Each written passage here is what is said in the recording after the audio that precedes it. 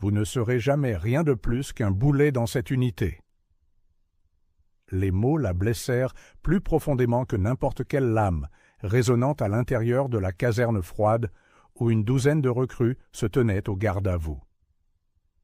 Il provenait du lieutenant Marcus Hale, un homme dont les médailles brillaient autant que son arrogance. Son regard s'attarda sur elle, la seule femme de la formation, le sergent Helena Vargas. Elle resta ferme, la mâchoire serrée, ses yeux sombres, refusant de ciller, alors même que des chuchotements fusaient dans les rangs comme des flèches empoisonnées. Pour eux, elle était au mieux une curiosité, au pire une intruse. Elle avait supporté cette posture pendant des mois, le menton haut, le dos droit, tout en endurant les remarques incessantes. Mais aujourd'hui, quelque chose avait changé. Le ton de Hale était plus tranchant, calculé, sa voix calibrée pour l'humilier devant ses pairs.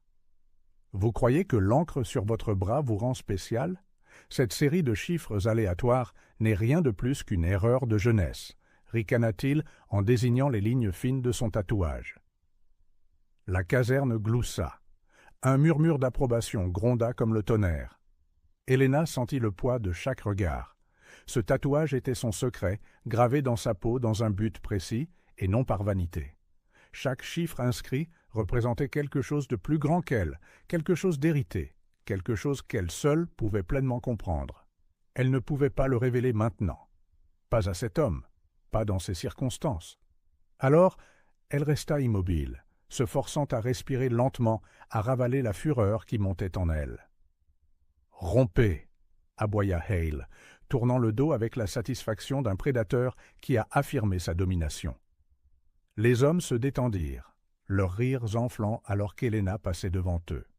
Certains secouèrent la tête comme pour dire qu'elle n'avait pas sa place ici, que l'armée n'était pas un endroit pour elle. D'autres affichaient un sourire narquois, comme si son silence confirmait le jugement cruel de Hale. Mais sous son immobilité, une tempête grondait. Cette nuit-là, allongée et éveillée sur sa couchette étroite, l'esprit d'Helena revint à son père. Il avait été officier de marine, un homme d'une force tranquille, qui portait ses convictions comme une boussole. Avant de mourir, il lui avait dit « Il viendra un jour où ils te jugeront au poids de tes cicatrices et non au son de ta voix. Quand ce jour viendra, souviens-toi de qui tu es. » Les chiffres tatoués sur son bras étaient son cadeau d'adieu, des coordonnées chuchotées dans une chambre d'hôpital alors que les machines comptaient ses derniers souffles. Pour les autres, ils étaient aléatoires. Pour elle, ils étaient une carte, un héritage. L'injustice de la journée lui brûlait la poitrine. Elle revoyait les ricanements, les rires, la morsure des mots de Hale. Pourtant, au lieu de l'écraser, cela alluma autre chose en elle. Une promesse. Elle endurerait cette humiliation, l'absorberait, et un jour la rendrait au centuple dans un langage que Hale comprendrait. L'honneur gagné sur le terrain, le respect taillé dans un triomphe indéniable. L'occasion se présenta plus tôt que prévu. Quelques semaines plus tard, la base fut plongée dans le chaos. Un appel de détresse crépita dans les communications, strident et urgent. Un navire de la marine échoué sur un récif non cartographié, ses coordonnées brouillées, son réseau de communication compromis. Hale fut chargé de diriger l'opération de sauvetage, sa fierté gonflant à l'idée de prouver sa valeur une fois de plus. Helena, malgré les protestations, fut incluse dans la mission en tant que personnel de soutien. Un rôle que Hale croyait la tiendrait à l'écart de toute chose importante.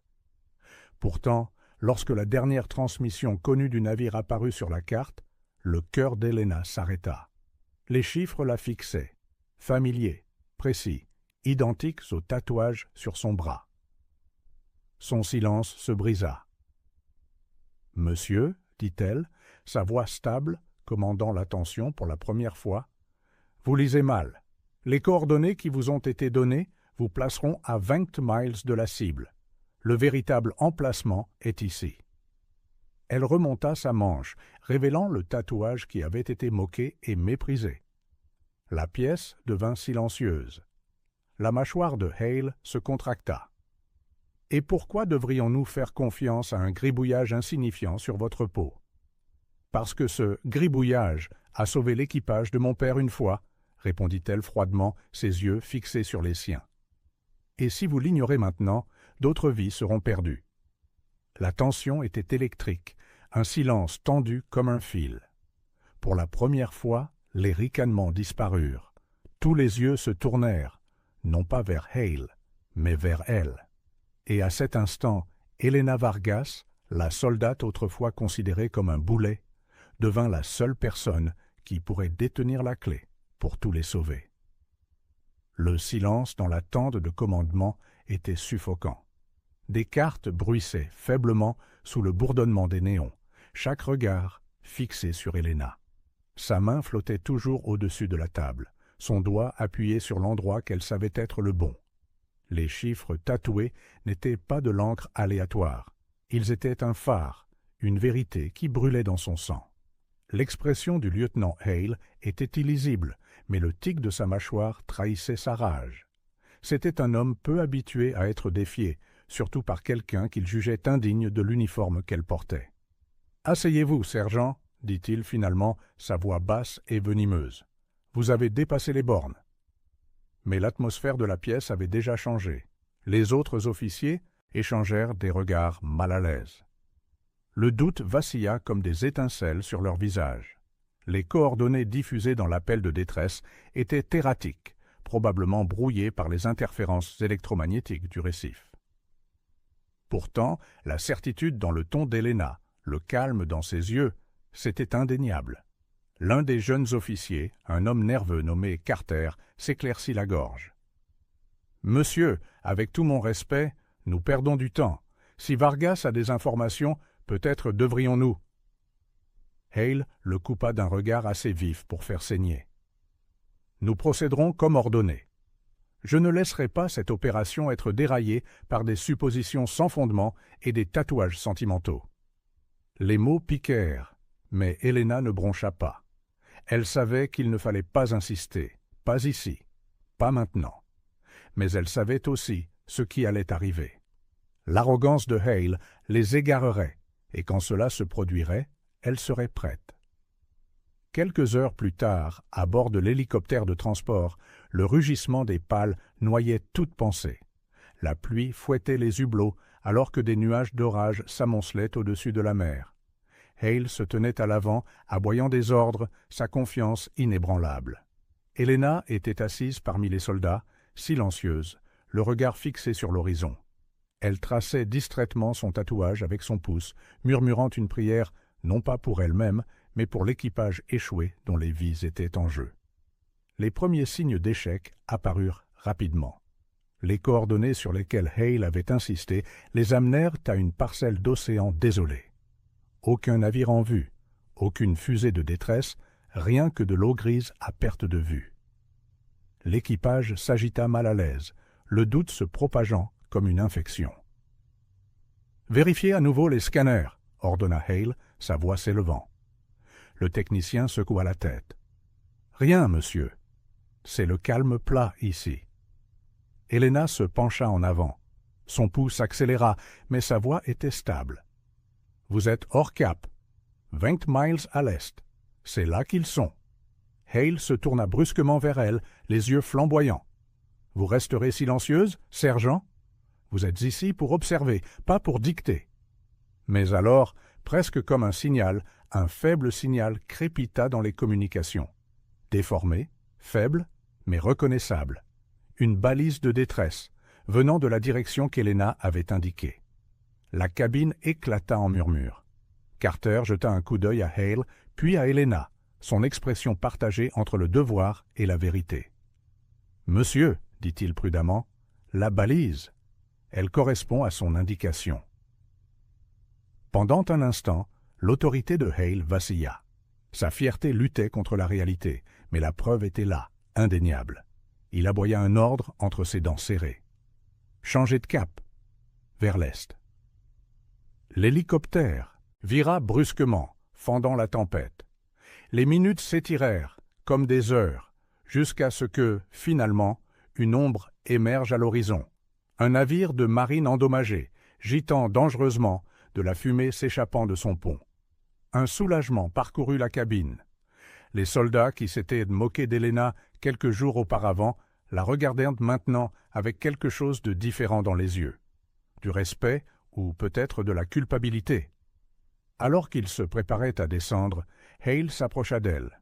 Son visage était un masque, mais ses paroles étaient chargées de venin. « Ne prenez pas ça pour une victoire, sergent. Ce n'était que de la chance, rien de plus. Ne vous mettez pas en travers de mon chemin, là en bas. » Helena soutint son regard, sans ciller. « La chance n'a pas mis ses chiffres sur ma peau, monsieur, et elle ne gardera pas vos hommes en vie. » L'hélicoptère se posa sur le pont battu. Le chaos les accueillit. Des marins blessés, des étincelles provenant de câbles sectionnés, le gémissement du métal contre le récif.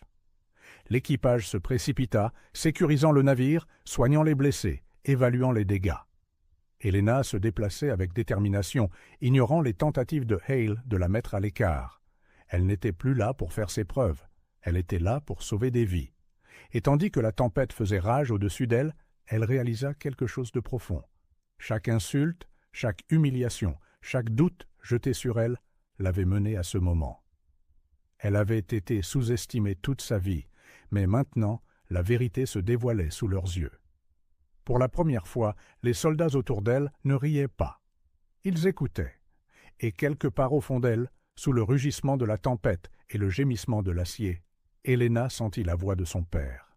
« Souviens-toi de qui tu es. » La bataille pour le respect avait commencé, non pas avec des balles ou des bombes, mais avec une vérité qui ne pouvait plus être réduite au silence. Le pont du navire endommagé était un champ de bataille à lui tout seul. La fumée s'enroulait dans le ciel chargé de tempêtes. Les marins se dépêchèrent d'éteindre les incendies, et le bruit du métal grinçant résonnait comme un animal blessé. Helena sauta de l'hélicoptère dans le chaos, ses bottes éclaboussant des flaques d'eau de mer. Elle balaya la scène du regard rapidement, des mâts brisés, des fils étincelants, des marins tenant des blessures sanglantes. Le récif sous le navire rongeait sa coque, menaçant de le déchirer morceau par morceau. « Vargas !» cria quelqu'un. C'était Carter, se précipitant vers elle, avec une tablette. « La salle des machines est compromise et l'infirmerie est hors service. On a 20 blessés au moins. Ils ne tiendront pas si on ne peut pas les stabiliser. » Avant qu'Helena ne puisse répondre, Hale s'interposa entre eux, sa voix tonnant, au-dessus de la tempête. « C'est moi qui commande ici. Sécurisez le pont d'abord. On s'occupera des blessés une fois les incendies maîtrisés. » Helena se figea. Ces paroles signifiaient la mort pour les blessés. Chaque seconde comptait, et les feux sur le pont, bien que dangereux, n'étaient pas la véritable menace. Elle le savait, Carter le savait, et les marins qui la regardaient avec des yeux suppliants le savaient aussi. Les priorités de Hale étaient une question d'image, de montrer le contrôle, pas de sauver des vies. Elle fit un pas en avant. « Monsieur, avec tout mon respect, les incendies ne se propagent pas. Si nous ne trions pas les blessés maintenant, nous allons les perdre. » Les soldats autour d'eux s'immobilisèrent. C'était la deuxième fois qu'elle le défiait, et cette fois, il n'y avait aucune ambiguïté. Le visage de Hale devint cramoisi, la pluie coulant sur sa mâchoire comme des veines de fureur. « Un mot de plus, sergent, et je vous fais enfermer dans l'hélicoptère. » Pendant un instant, Helena faillit obéir, mais son regard se posa sur un garçon, à peine 20 ans, pâle et tremblant, sa jambe mutilée sous une plaque d'acier tordue. Ses lèvres bougeaient sans un son, un appel à l'aide. Quelque chose en elle se brisa. Elle détourna les yeux de Hale et cria à Carter « Les trousses de secours, maintenant ! Dégagez les voies respiratoires de ce gars. Bougez !» Le chaos éclata, mais pas celui que Hale avait commandé. Les soldats hésitèrent, déchirés entre la colère de leur lieutenant et l'urgence indéniable de la voix d'Helena. Pendant un moment angoissant, le temps s'arrêta. Puis, comme mu par un instinct plus fort que le grade, Carter fonça vers les fournitures. D'autres suivirent. Hale rugit d'indignation, mais sa voix fut avalée par la tempête. Helena s'agenouilla près du garçon blessé, ses mains se déplaçant avec une précision constante. Elle dégagea les débris, serra un garrot, murmura des paroles apaisantes dans des yeux terrifiés. Autour d'elle, la scène se transforma, non pas en désordre, mais en action. Les soldats, qui s'étaient autrefois moqués d'elle, se rallièrent à ses ordres, portant des civières, appliquant des points de pression, improvisant des attelles. Hale tenta de reprendre le contrôle, mais chaque ordre qu'il aboyait tombait à plat. L'équipage ne se tournait plus vers lui. Leurs yeux, un par un, se tournèrent vers elle. C'est Carter qui dit à voix haute ce qu'il pensait de tous. « Elle a raison. Si on attend, il meurt. Suivez Vargas. » Ces mots furent comme un éclair. À cet instant, l'équilibre du pouvoir bascula. Hale était toujours l'officier supérieur, mais son autorité s'était fracturée. L'orgueil le clouait au silence. S'il admettait qu'elle avait raison, sa réputation volerait en éclats. S'il persistait, plus d'hommes mourraient, et cette tâche serait pire. Alors il resta là, fulminant, incapable d'arrêter la marée. Les heures s'écoulèrent, tandis qu'Helena travaillait. Elle devint plus qu'une soldate. Elle était des mains qui recousèrent des blessures, une voix qui calmait la panique, un leader là où personne n'avait osé se lever. Les chiffres tatoués sur son bras brûlaient sous sa manche trempée, un rappel que le destin l'avait amené ici pour ce combat même. À l'aube, le pire était passé. Les incendies éteints, les blessés stabilisés, le navire suffisamment sécurisé pour attendre d'être remorqué. L'épuisement pesait sur le corps d'Helena, mais quand elle se leva, les marins et les soldats se tournèrent vers elle avec quelque chose de nouveau dans les yeux, du respect, de la gratitude et même de l'admiration. Hale se tenait à l'écart, son uniforme humide et froissé, la mâchoire serrée. Il ne ressemblait pas à un commandant, mais à un homme acculé par la vérité. Lorsque son regard croisa le sien, il était rempli non seulement de fureur, mais aussi de peur. La peur que sa façade se fissure, que la femme dont il s'était moqué soit maintenant la raison même pour laquelle ces hommes vivaient. Mais Helena ne pensait pas à Hale. Elle regarda la mer agitée, les mots de son père résonnant une fois de plus.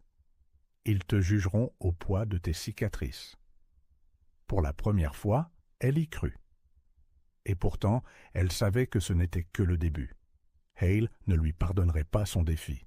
Les hommes comme lui n'oubliaient jamais une blessure à leur orgueil. La guerre pour le respect n'était pas gagnée. Elle ne faisait que commencer. La tempête se calma au matin, mais l'air sur le navire était plus lourd que la nuit précédente. Les marins se déplaçaient avec une détermination silencieuse, colmatant les brèches de la coque, s'occupant les uns des autres, jetant des regards furtifs vers Helena. Elle était devenue l'axe de leur survie, bien que personne n'ose le dire ouvertement. Le respect ne rugit pas toujours. Parfois, il s'attarde dans le silence entre les hochements de tête et la façon dont les hommes suivent sans poser de questions. Mais Hall voyait tout, et chaque regard qu'il évitait pour se poser sur elle le coupait comme du verre. Son autorité avait été largement fissurée, et c'est par les fissures que la peur s'infiltre. Admettre que le leadership d'Helena avait sauvé l'équipage serait admettre son propre échec. La punir révélerait son insécurité. L'orgueil le rongeait, et l'orgueil est un maître cruel. Il la trouva seule près de la proue, rinçant le sang de ses mains dans les embruns salés. Sa voix, basse et tranchante, brisa le rythme des vagues. « Vous croyez que ça change quoi que ce soit. Vous m'avez embarrassé devant mes hommes. Ce n'est pas du leadership, c'est de l'insubordination. » Helena ne se retourna pas. L'horizon s'étendait, infini, lui rappelant les histoires de son père sur la mer. Comment elle pouvait écraser ou bercer, selon le cœur de ceux qui la commandaient. Elle laissa le silence s'installer avant de répondre. « Je n'essayais pas de diriger, monsieur. J'essayais de sauver des vies. Si cela vous a fait honte, peut-être devriez-vous vous demander pourquoi. » Sa main tressaillit comme s'il allait la frapper, mais il s'arrêta.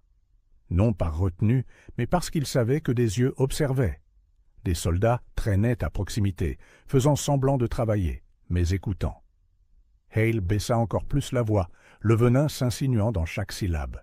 « Vous marchez sur le fil du rasoir, sergent. » Un pas de plus de travers, et j'enterrerai votre carrière si profondément que personne ne se souviendra de votre nom. » Elle le regarda enfin, calme et inflexible. Les noms n'ont pas d'importance. Les vies, si. Ce regard le déstabilisa plus que ses paroles. C'était le regard de quelqu'un qui n'avait plus peur de perdre. Et l'intrépidité est dangereuse pour les hommes qui règnent par l'intimidation. Les jours qui suivirent furent tendus. Le navire se dirigea péniblement vers la sécurité, escorté par leur flotte d'hélicoptères. Helena continua de soigner les blessés, sa force tranquille lui valant une loyauté qu'elle n'avait pas cherchée, mais qu'elle ne pouvait plus nier. Les hommes autrefois amusés par les railleries de Hale cherchaient maintenant son jugement en chuchotant, leur confiance changeant comme les marées. Hale le remarqua. Chaque regard de côté, chaque signe de déférence envers elle était du sel dans ses blessures. Il devait reprendre son autorité, l'écraser avant que son ombre ne l'éclipse complètement. Son occasion se présenta lorsque le navire approcha d'une zone d'eau hostile, patrouillée par des pillards étrangers. Le radar capta de faibles échos, des bateaux non identifiés, qui tournaient en rond, testant les limites de l'engagement. La peur se propagea parmi les marins. Le navire endommagé n'était pas en état de combattre, et les renforts étaient à des jours de distance. Hale saisit l'instant. Il convoqua l'équipage, sa voix forte, répétée, comme s'il essayait de réécrire le souvenir de ses échecs. « Écoutez bien ! Nous ne sommes pas ici pour nous cacher. Ce navire est peut-être blessé, mais sous mon commandement, nous tiendrons bon. Tout homme qui remet cela en question est libre de sauter par-dessus bord. » Ces paroles sonnaient creux. Helena pouvait le voir sur les visages des marins, le doute, l'effroi. Et lorsque son plan devint clair, son cœur se serra. Hale avait l'intention d'engager les pillards, de se battre avec un navire qui flottait à peine, risquant tout le monde à bord juste pour prouver sa force.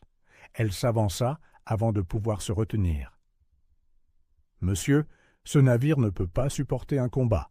Nous avons besoin de manœuvres d'évitement, les attirer au loin, gagner du temps jusqu'à l'arrivée des renforts. » Le regard de Hale était une lame.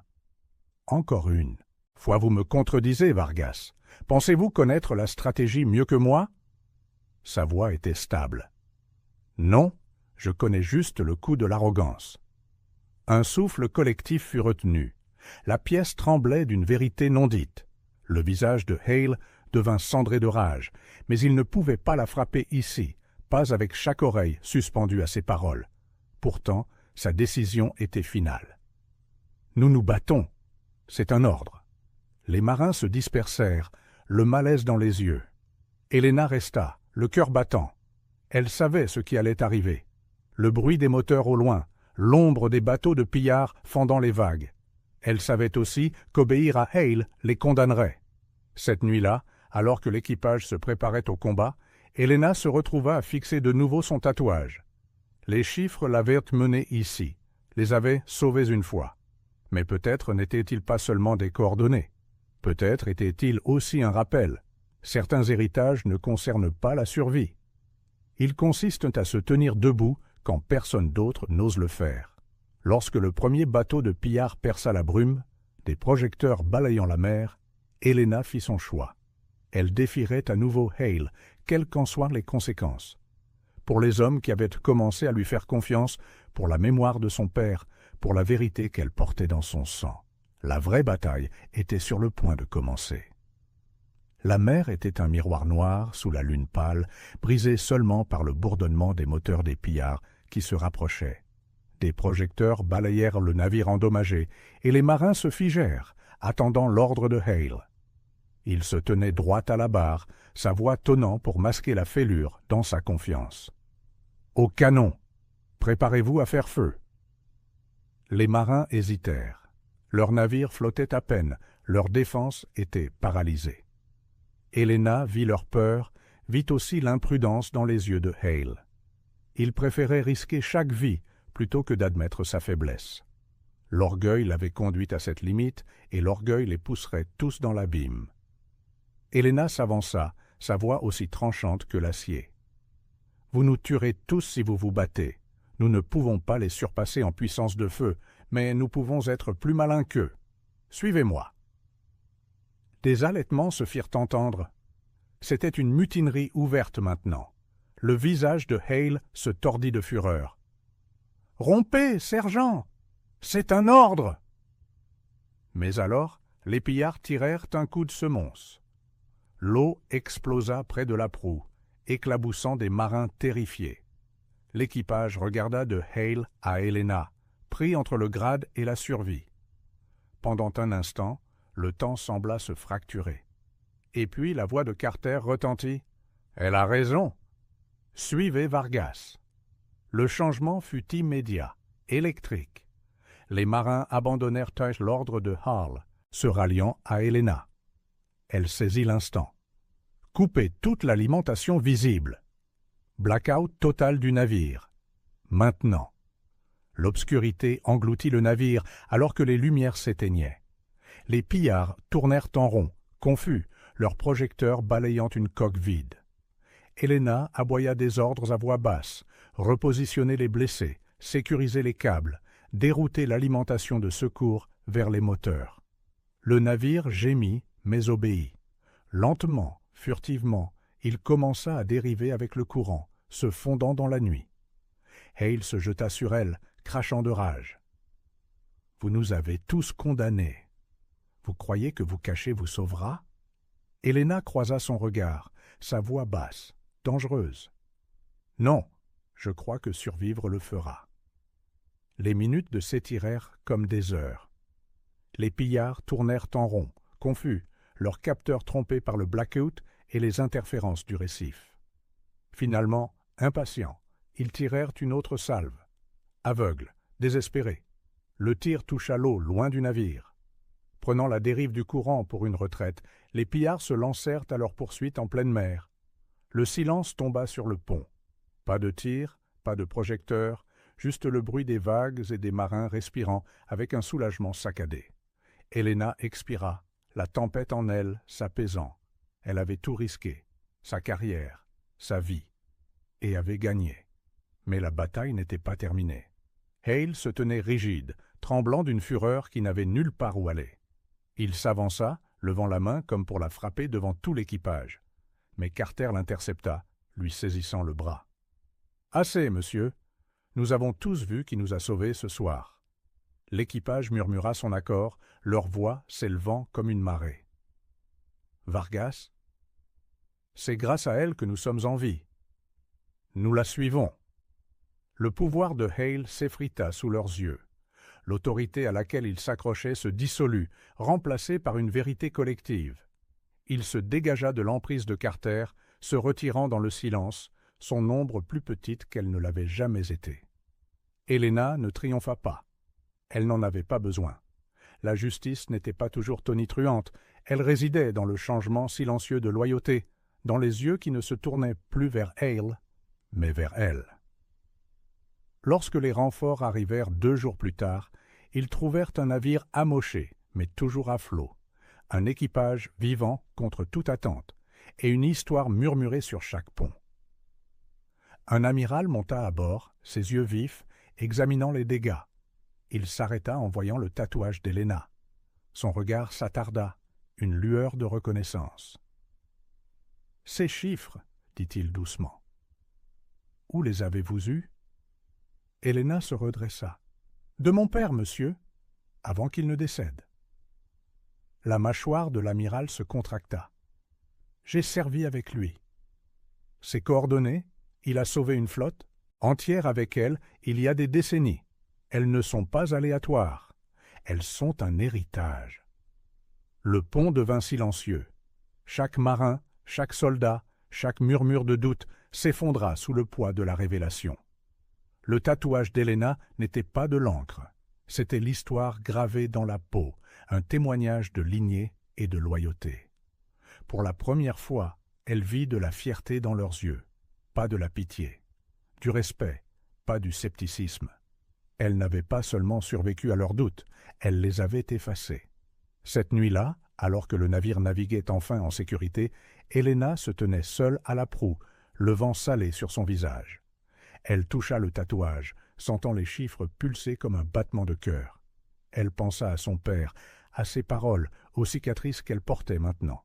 Elle avait été méprisée, humiliée, réduite au silence, mais elle avait enduré, défié, et s'était relevée. Pas par vengeance, mais pour la justice. Pas pour la gloire, mais pour la vérité. Et alors que l'aube se levait sur l'horizon, Helena Vargas sut une chose avec une certitude inébranlable. Elle était devenue la soldate que son père avait toujours cru qu'elle pourrait être. La cicatrice de l'humiliation était devenue la marque de son triomphe. Merci d'avoir regardé. Si vous avez aimé cette vidéo, vous pouvez vous abonner pour voir d'autres histoires incroyables comme celle-ci.